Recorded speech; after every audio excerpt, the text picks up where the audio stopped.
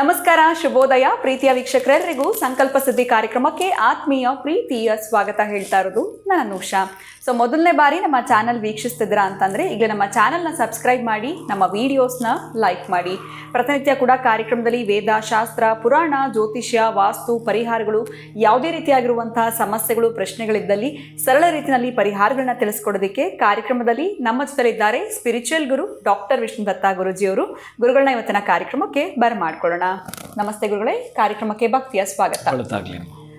ಸಾಕಷ್ಟು ಜನಕ್ಕೆ ರಾಶಿ ನಕ್ಷತ್ರ ಯಾವುದು ಗೊತ್ತಿಲ್ಲ, ಡೇಟ್ ಆಫ್ ಬರ್ತು ಗೊತ್ತಿಲ್ಲ, ಯಾವಾಗ ಹುಟ್ಟಿದ್ದೀರಾ, ಯಾವ ದಿನಾಂಕದಲ್ಲಿ ಅದು ಗೊತ್ತಿಲ್ಲ. ಆದರೆ ಅವರಿಗೆ ಅವ್ರ ಫ್ಯೂಚರ್ ತಿಳ್ಕೊಳ್ಬೇಕು ಅನ್ನೋ ಆಸೆ ಅಂತೂ ಇದ್ದೇ ಇರುತ್ತೆ. ಅಂಥವರಿಗೆ ಈ ಹಸ್ತರೇಖೆ ಮುಖಾಂತರ ಅವರ ಒಂದು ಫ್ಯೂಚರ್ ಆಗಿರಬಹುದು, ಪ್ರೊಫೆಷ್ನಲ್ ಲೈಫು, ಮ್ಯಾರೇಜ್ ಲೈಫು ಹೇಗಿರುತ್ತೆ ಅನ್ನೋಂಥದ್ದನ್ನ ಹೇಗೆ ತಿಳಿಸ್ಬೋದು ಗುರುಗಳೇ? ಹಸ್ತರೇಖೆ ಮುಖಾಂತರ ಕೂಡ ಅಷ್ಟು ಆ್ಯಕ್ಯುರೇಟ್ ಆಗಿ ಪ್ರಿಡಿಕ್ಷನ್ಸ್ನ ಕೊಡಬಹುದಾ? ಏನು ಹೇಳ್ತೀರಾ? ಓಂ ವಿಶ್ವಸ್ಮೈ ನಮಃ. ಪ್ರೀತಿಯ ಬಂಧುಗಳೇ, ನೀವು ಕೇಳೋ ಪ್ರಶ್ನೆ ನಿಜ. ಹಸ್ತರೇಖೆಯನ್ನು ನೋಡಿ ಮಾತಾಡಲಿಕ್ಕೆ ಸಾಧ್ಯವಿದೆ. ಹಸ್ತಗಳೇ ಇಲ್ಲ, ಅವನಿಗೂ ಭವಿಷ್ಯವಿದೆ.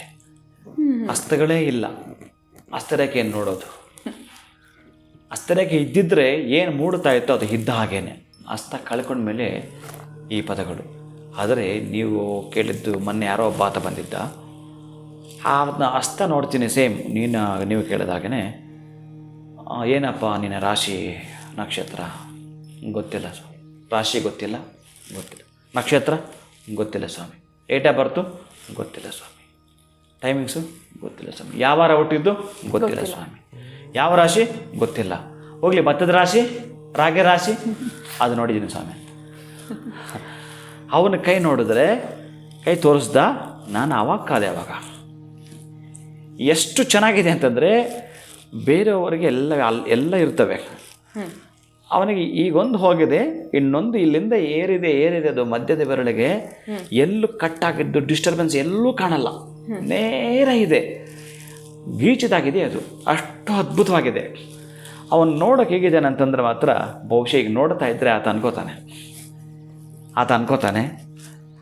ಆದರೆ ಪ್ರಾರಬ್ಧ ಎಂತು ಅಂತಂದರೆ ಈ ದಂಪತಿಗಳ ರೇಖೆ ಅಲ್ಲೋಲ ಕಲ್ಲೋಲ ಆಗಿದೆ. ನೀವು ಹೇಳಿದ್ದಕ್ಕೆ ದನದ ಬಗ್ಗೆ ನಾನು ಹೇಳ್ತಿದ್ದೇನೆ. ಹಸ್ತರೇಖೆ ಏನು ನೋಡಿ ಮಾತಾಡ್ಬೋದು ಅಂತ. ಆವಾಗ ಇಷ್ಟೊತ್ತು ಅವನ ಹತ್ರ ಮಾತಾಡಿದ್ಮೇಲೆ ಈಗ ನಾನು ಆ ರೇಖೆ ನೋಡಿದೆಲ್ಲ ಸ್ವಲ್ಪ ಸೀರಿಯಸ್ ಆಗಿ ಮಾತಾಡಿದೆ. ಸರಿ, ಇವನು ಸ್ವಲ್ಪ ಕೆಣಕಬೇಕು ಅಂತೇಳಿ ಕೇಳಿದಾಗ ಆತ ಏನು ಮಾಡ್ತಿದ್ದೆ ಅಂತಂದೆ. ಪಾಪ ಅವನು ಏನು ಎಜುಕೇಷನ್ ಇಲ್ಲ ಅವನಿಗೆ. ಅದನ್ನು ನೋಡಿದ್ರೆ ಮಾತ್ರ ಅವನಿಗೆ ಎಜುಕೇಷನ್ ಬೇಕಾಗಿಲ್ಲ, ಹಾಗಿದೆ, ಅಷ್ಟು ಅದ್ಭುತವಾಗಿದೆ. ನಾನು ಕೆಲವು ಕೈಗಳು ಮಾತ್ರ ಹಾಗೆ ನೋಡಿದ್ದು, ಗಮನಿಸಿದ್ದು. ಆಮೇಲೆ ನನಗೆ ಸ್ವಲ್ಪ ಡೌಟ್ ಬಂದರೆ ಈ ಡೇಟ್ ಆಫ್ ಬರ್ತ್ ಟೈಮಿಂಗ್ಸಲ್ಲಿ ಚೆಕ್ ಮಾಡ್ತೀನಿ. ಈ ರೇಖೆಗಳಿಗೂ ಅಲ್ಲಿಗೆ ಲಿಂಕ್ ಇರಬೇಕು, ನನ್ನ ಪ್ರಕಾರ ಮ್ಯಾಚ್ ಆಗಬೇಕು. ಆ ಡೇಟ್ ಆಫ್ ಬರ್ತ್ ಏನೋ ಸುಳ್ಳು ಹೇಳಿದರೆ, ಅವರು ತಪ್ಪು ಹೇಳಿದರೆ ಈ ರೇಖೆಗಳಿಗೆ ಮ್ಯಾಚ್ ಮಾಡ್ತೀನಿ. ಒಂದು ಸಲ ಕಣ್ಣು ನೋಡ್ತೀನಿ, ಫೋಟೋಸ್ ಕಣ್ಣು ಅದಕ್ಕೆ ಮ್ಯಾಚ್ ಆಗಬೇಕು.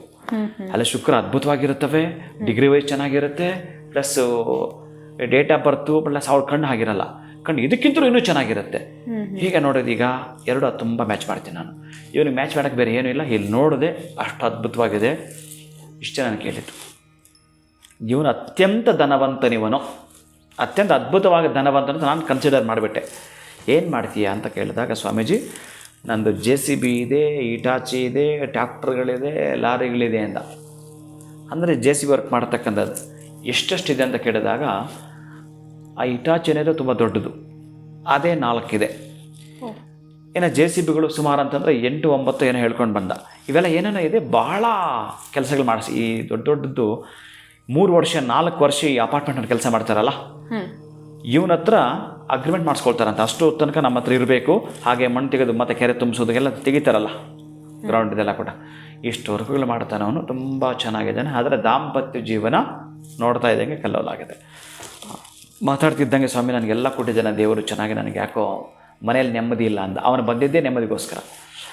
ಎಲ್ಲವೂ ಇದೆ, ಹಾಗಾದ್ರೆ ಸಿಕ್ಕಾಕೊಳ್ತು. ಏನದು? ದಾಂಪತ್ಯ ರೇಖೆಗಳು ಬಿರುಕು ಬಿಟ್ಟಿದೆ, ಅವನ ಧನರೇಖೆ ಅಷ್ಟು ಅದ್ಭುತವಾಗಿದೆ. ಅದಕ್ಕಾಗಿ ಖಂಡಿತ ಇದ್ದೇ ಇರುತ್ತೆ. ನೀವು ಜಾತಕ, ಅದ್ರ ಜೊತೆಗೆ ಹಸ್ತರೇಖೆ, ಅದ್ರ ಜೊತೆಗೆ ಚಕ್ಷುರ್ಮತಿ, ಹೀಗೆ ನಾವು ಏನೇ ಲೆಕ್ಕ ಮಾಡಿದ್ರು ಒಂದು ಲೆಕ್ಕಕ್ಕೆ ಬರಲೇಬೇಕು, ಒಂದು ಹಂತಕ್ಕೆ ಬರಲೇಬೇಕು. ಅದು ಎಲ್ಲವೂ ಸೇರಿ ಒಂದೇ ಆಗಿರುತ್ತೆ. ನೀವು ಜಾತಕ ನೋಡಿದ್ರು ಒಂದೇ, ಇದು ನೋಡಿದ್ರು ಒಂದೇ. ಇನ್ನೇನಾದರೂ ಆ ಒಂದು ಡೇಟ್ ಆಫ್ ಬರ್ತ್ ಎಲ್ಲ ಇದ್ದು ನೋಡಿದ್ರೆ ಇದು ದನಕ್ಕೆ ಸಂಬಂಧಪಟ್ಟ ಅದ್ಭುತವಾಗಿರತಕ್ಕಂಥವ. ಅವನಿಗೆ ದ್ವಿತೀಯದಲ್ಲೇ ಗುರು ಕೂತಿರುತ್ತಾನೆ.